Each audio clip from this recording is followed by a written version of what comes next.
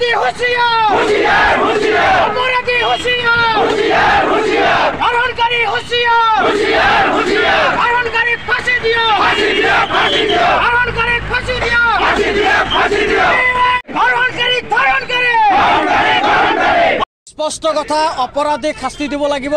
আৰু ধৰ্ষণ কাণ্ডৰ লগত জড়িত প্ৰতিজন অপৰাধীক ফাঁসি দিব লাগিব এক কোনো পধ্যে মানি লোৱা কথা নহয় আৰু অপৰাধীৰ কোনো ধৰ্ম নাই অপৰাধীৰ কোনো জাত নাই অপৰাধী অপৰাধীয়ে অপৰাধীক লৈ যাতে কোনো ৰাজনীতি নকৰে অপৰাধীক লৈ যাতে এটা ধৰ্মক টাৰ্গেট নকৰে আমি আমাৰ ফালৰ পৰা স্পষ্টভাৱে হকেনি প্ৰদান কৰিছোঁ একেলগে আমি এই কথাটো ক'ম নাৰী নিৰ্যাতন যিকোনো মূল্যৰ বিনিময়ত বন্ধ হ'ব লাগিব অসম চৰকাৰে এই ক্ষেত্ৰত দায়িত্ব পালন কৰক মুখ্যমন্ত্ৰী হিমন্ত বিশ্ব শৰ্মাই এইবিলাক কথা লৈ ৰাজনীতি নকৰিবলৈ হকেনি দিছোঁ তেখেতক স্পষ্টভাৱে কৈছোঁ যিসকল অপৰাধী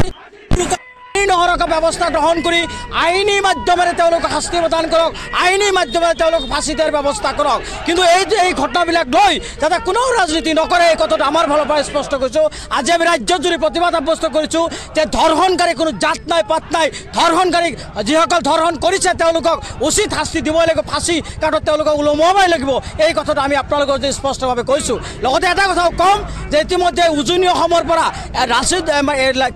আপোনাৰ শৃংখল চলিয়া বীৰ লাচিত থানাৰ যি সাংগঠনিক সম্পাদক বীৰ লাচিত থানাৰ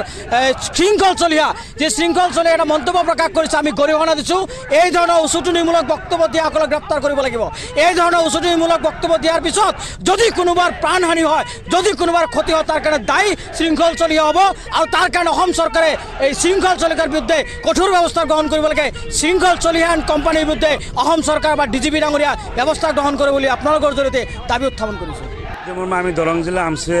যি নাৰী নিৰ্যাতন ঘটনা চলি আছে যোৱা এসপ্তাহৰ পৰা কেইবাটাও ঘটনা সংঘটিত হৈছে আৰু তাৰ বাবে আমি দৰং জিলা সমিতিয়ে আমি প্ৰতিবাদ সাব্যস্ত কৰিছোঁ যে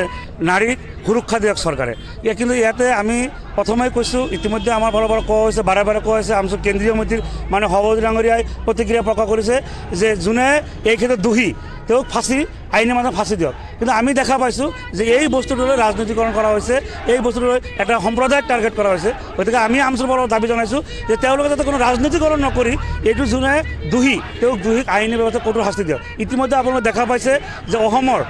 অকল আপোনাৰ ঢিংগতে নহয় আপোনাৰ হোজাইত সংঘটিত হৈছে আজি বিহপুৰীয়াত সংঘটিত হৈছে নামনি অসমত সংঘটিত হৈছে তিনিচুকীয়াত সংঘটিত হৈছে ইয়াত অকল মানে কোনো মুছলমান ব্যক্তিয়ে সংঘটিত কৰা নাই মই কথাটো ক্লিয়াৰলি কৈছোঁ তেওঁলোকে কিন্তু অন্য সম্প্ৰদায়ৰ কিন্তু ইয়াত এটা দেখা গৈছে যে ছ'চিয়েল মিডিয়াত হওক বিভিন্ন মাধ্যমত হওক অকল মুছলমানক টাৰ্গেট কৰা হৈছে যে আমি কৈছোঁ যে মুছলমান নহয় যোনো অপৰাধীয়ে তেওঁক আপোনালোকে আইনী প্ৰক্ৰিয়াৰে কঠোৰ শাস্তি প্ৰদান কৰক গতিকে ইফালে আপোনাৰ উজনি অসমত ইতিমধ্যে তেওঁলোকে ঘোষণা কৰিছে 30টা জনগোষ্ঠী সংগঠনে যে মিয়া সম্প্ৰদায়ৰ মানুহ তেওঁলোকে সময় বান্ধিছে ইয়াৰ পৰা গুচি যাব লাগে গতিকে এই ক্ষেত্ৰত চৰকাৰে ব্যৱস্থা গ্ৰহণ কৰিব লাগে আৰু যিসকলে এই ধৰণৰ উচতনিমূলক মন্তব্য কৰিছে এটা